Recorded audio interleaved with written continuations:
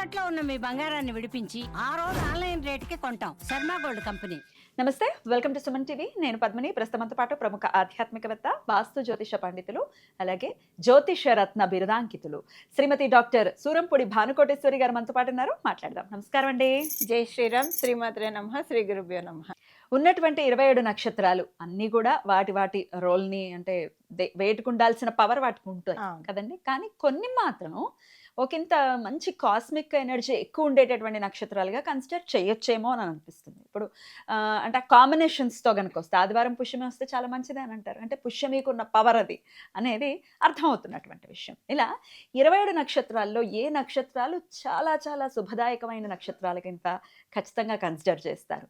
ఈ నక్షత్రాల్లో వారి పిల్లలు కానీ వారు కానీ జన్మిస్తే ఎటువంటి లాభదాయకంగా ఉంటుంది ఆ కుటుంబానికి? ఒక్కసారి మీ అనాలిసిస్ ప్రకారం తెలుసుకోవాలనుకుంటున్నాను మేడం. తప్పకుండా పద్మని.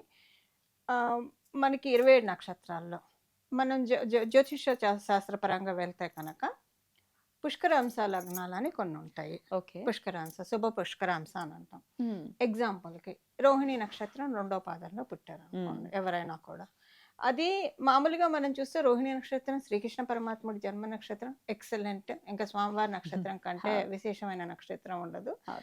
ఇప్పుడు రోహిణి నక్షత్రం 2వ పాదంలో పుడితే నవాంశ చాట్లో కూడా మామూలుగా కూడా ఒక చంద్రుడు అనే కాదు, ఏ గ్రహం అయినా సరే రోహిణి నక్షత్రం 2వ పాదంలో ఉంటే నవాంశ చాట్లో కూడా అదే పొజిషన్ ఉంటారు. దాన్ని మనం వర్గోత్తమం అని కూడా అంటాం. వర్గోత్తమం అని అంటాం. ఇలా కొన్ని ఉంటాయి.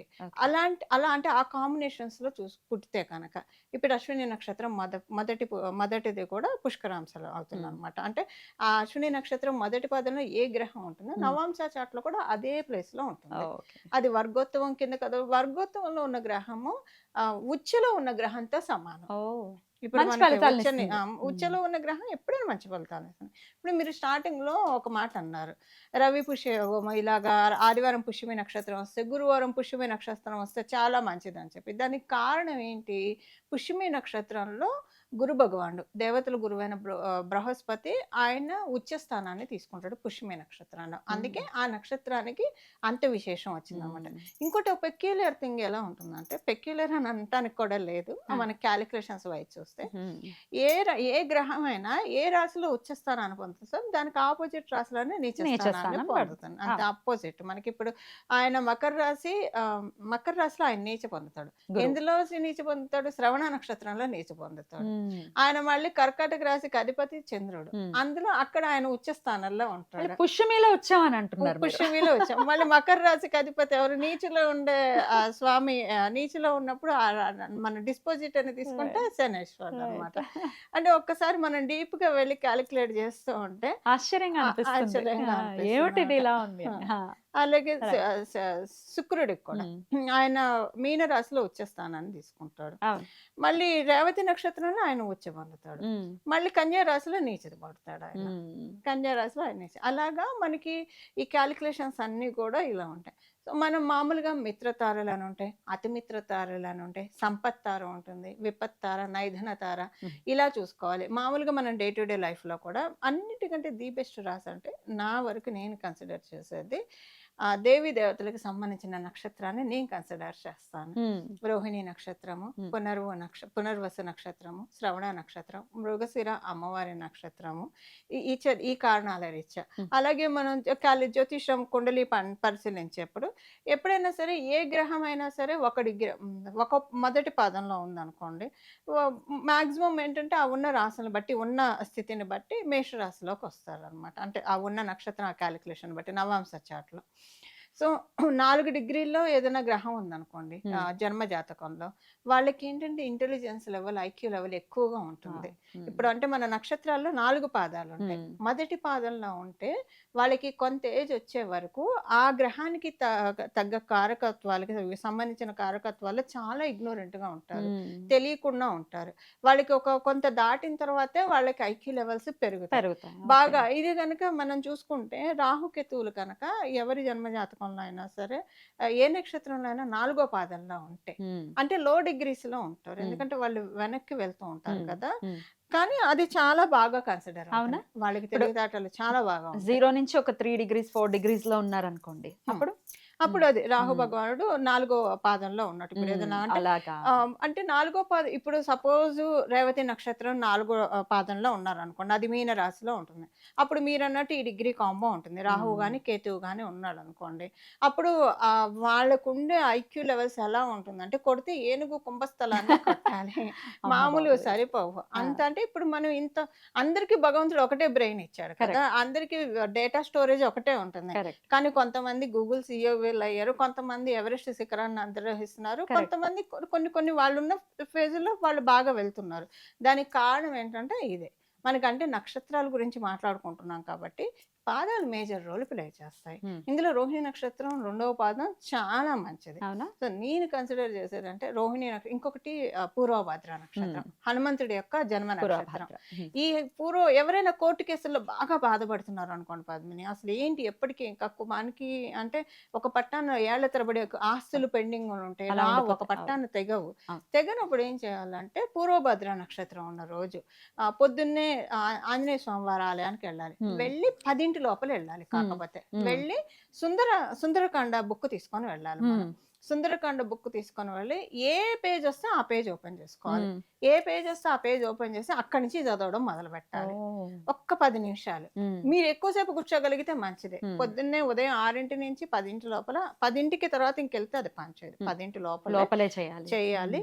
వెళ్ళి కూర్చొని ఏదైనా ఒక పేజ్ ఓపెన్ చేసి, ఇది ర్యాండమ్ గా చేయొచ్చు, ఈ ఫస్ట్ నుంచే చదవాలని లేదు. ఏ పేజ్ ఓపెన్ అయితే ఆ పేజ్ నుంచి ఒక 10 నిమిషాలు చదవండి. మీకు ఎక్కువ టైం ఉంటే ఎక్కువ టైం కూడా చదవచ్చు. ఆ చదివినప్పుడు కథ మనం ముగించగట్ట ఉంటుంది చేస్తారు, విషాదం కాకుండా. ఆవిడ అశోక వృక్షం కింద కూర్చొని ఏడుస్తుంది ఇలాంటివి కాకుండా కొంచెం మనకి అక్కడే సుందరకాండలో అక్కడే శుభఘట్టాలు ఉంటాయి, అక్కడే బాధాకర ఘట్టాలు ఉంటాయి. కొంచెం శుభత్వంతో ముగిస్తే మంచిది. ఇప్పుడు త్రిజట వచ్చి ఆవిడకి ఉపశమనం కలిగించింది మాట ద్వారా. అక్కడ ఏం చేస్తే మంచిది. అంతే. అలాగా ఇలా మనకి మీరు కరెక్ట్ గా చెప్పారు. ఇలా మనకు వస్తూ ఉంటాయి సుందరకాండలు. సో అక్కడ మంచి ఘట్టం ఉన్న చోట అమ్మవారి ఆనంద ఘట్టం లేదా చూడమని స్వామివారికి ఇచ్చారు ఇలాంటి ఘట్టాల దగ్గర ఆపేసేస్తే మంచిది. అలా కుదరకపోయి వర్క్ హరి ఉందనుకోండి, 10 నిమిషాలు చదువుకున్నా పర్వాలేదు, ఇబ్బంది ఏం లేదు. ఇలా ఒక 3 పూర్వభద్ర నక్షత్రాలు చేస్తే ఎవరికైతే కోర్టు కేసులు ఉంటాయో వాళ్ళు దాంట్లోంచి బయటపడటం అనేది ఖాయం. డౌటే లేదు. కాకపోతే ఇది కొంచెం కొన్నాళ్ళు ఒక 11 రోజులు వేసుకోండి. సంవత్సరంలో 11 రోజులు, నెలలో ఒక్కసారి వస్తుంది పూర్వభద్ర నక్షత్రం.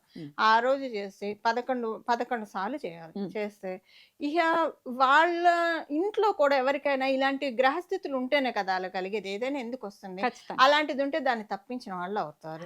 ఇంకా వీళ్ళకి ఫ్యూచర్ లో ఎలాంటి ఇబ్బందులు లేకుండా ప్రొటెక్ట్ చేసుకున్న వాళ్ళం అవుతాం. సుందరకాండ అనేది అసలు దీన్ని పారాయణం చేసిన వాళ్ళకి ఆ ఫలితాలు తెలుస్తాయి. ఎంత మంచి ఎక్స్పీరియన్సెస్ ఉంటాయో. నియమబద్ధంగా చేస్తే అంటే 21 డేస్ చేసేవాళ్ళు ఉంటారు, సప్తాహంగా చేసేవాళ్ళు ఉంటారు. అలా కాకుండా ఇవేం అవసరం లేదు. పూర్వభద్ర నక్షత్రం ఉన్న ఒక్క రోజు గనక చేస్తే చాలా బాగుంటాయి. అంటే మీరు నక్షత్రాలు అన్నారు. నక్షత్రాల్లో ఇలా మనం ఎలా యూటిలైజ్ చేసుకోవాలి. ఇట్లా ఈ 5 నక్షత్రాలు మాత్రం చాలా బ్యూటిఫుల్ నక్షత్రాల కింద కన్సిడర్ చేస్తారు. బ్యూటిఫుల్ నక్షత్రాలు. వీటిని అలాగే మనకి పుష్యమి నక్షత్రం గురువారం పూట వచ్చిన లేదా పుష్యమి నక్షత్రం ఈ ఆదివారం పూట వచ్చిన, అలాగే శ్రవణ నక్షత్రం పద్మిని. శ్రవణ నక్షత్రం కనుక బుధవారం వస్తే సౌభాగ్య యోగాన్ని ఇస్తుంది. ఆ రోజు కనుక గౌరీ అమ్మవారి పూజ చేస్తే, మంగళ గౌరీ దేవి పూజ లేదా ఏదైనా దేవి దేవతల అమ్మవార్ల పూజ, కుంకుమార్చన చేసి ఒక ముత్తైదును పిలిచి కొబ్బరి బోండము, జాకెట్ ముక్క లేదా చీర ఎవరి శక్తిని అనుసరించి ఏవి సుమంగళి ద్రవ్యాలు పెడతారో అవి ఇచ్చేసేసి చేస్తే సౌభాగ్యం ఉట్టిపడుతుంది. సౌభాగ్యానికి తరగని సౌభాగ్యాన్ని అమ్మవారి ఇస్తుంది. ఈ బుధవారం శ్రవణ నక్షత్రం. అలాగే వాళ్ళ హస్బెండ్ వృత్తి వ్యాపారాల్లో రాణించడానికి లేదా వీళ్ళు వృత్తి వ్యాపారాల్లో రాణించడానికి కూడా బాగా ఉపయోగపడుతుంది. కానీ అది బుధవారం రావాలి. బుధవారం వస్తే కనుక అది చూసుకోవాలి. మనం చూసుకొని బుధవారం శ్రవణ నక్షత్రం వస్తే కనుక ఆ రోజును విడిచిపెట్టకుండా చేసుకుంటే చాలా అంటే చాలా మంచి ఫలితాలు ఉంటాయి. అమేజింగ్. చాలా చక్కటి విషయాలను తెలియజేశారు. అయితే ఈ 5 నక్షత్రాలు మాత్రం చాలా చాలా మంచి శుభదాయకమైనటువంటి. అలాగే గురువారం పూట అనురాధ నక్షత్రం. ఇప్పుడు కొంతమంది బంగారం ఉంటుంది తాకట్టులోకి వెళ్ళిపోతూ ఉంటుంది, లేదా కొంతమంది పాపం వాళ్ళ పరిస్థితులు రీచి అమ్ముకోవాల్సి వస్తారు. ఇలా వెళ్లకుండా గురువారం పూట అనురాధ నక్షత్రం ఉన్న రోజు మనకి కొంత బంగారం మన ఒంటి మీద ఉంటుంది, కొంత బంగారం మనకి లాకర్లో బీరువాల్లో ఉంటాయి కదా. ఆ రోజు అది జస్ట్ అలా తాకాలి, తాకితే చాలు. అంటే మన ఎనర్జీ చేసినట్టు. ఇప్పుడు ఫోన్ రీఛార్జ్ ఎలా చేస్తాం, బంగారాన్ని కూడా రీఛార్జ్ చేయాలి. దానికి ఏ రోజు అంటే ఆ రోజు ముట్టుకుంటే దానికి ఆ ఫలితం రాదు. ఇవి రేరుగా వస్తాయి కాంబినేషన్స్. గురువారం అనురాధ నక్షత్రం ఉన్న రోజు గనక ఆ బీరువాలో ఉన్న బంగారాన్ని స్పృశిస్తే వాళ్ళ బంగారం తాకట్టులోకి వెళ్ళదు. అలాగే తాకట్టులో ఏమన్నా బంగారం ఉంటే అనతి కాలంలోనే తిరిగి వచ్చేస్తుంది. దానికి సోర్సెస్ ఇస్తారు. భలే రెమెడీ అండి ఇది కూడా. అయితే ఒకసారి వివరంగా ఈ దీనికి సంబంధించి ఒక వీడియోలో మనం తప్పకుండా దాన్ని బట్టి అలా తాకట్లో ఉన్న వాళ్ళకి ఇంకా యాక్సెసిబుల్ గా ఉంటుంది వీడియో, యూస్ఫుల్ గా కూడా. చాలా చక్కగా తెలియజేశారు. నక్షత్రాల గురించి అడిగారు కాబట్టి అన్ని ఇంకా ఉన్నాయి, ఇంకా బోల్డ్ అని ఉంటాయి. అయితే టాపిక్ వైజ్ మనం మాట్లాడుకుందాం. కానీ 27 నక్షత్రాలు మాత్రం ఈ నక్షత్రాలు చాలా మంచి నక్షత్రాలు అని చెప్తున్నారు. చాలా చాలా చక్కగా తెలియజేశారు. కృతజ్ఞతలండి. నమస్కారం. మంగళం. నమో భగవతే వాసుదేవాయ.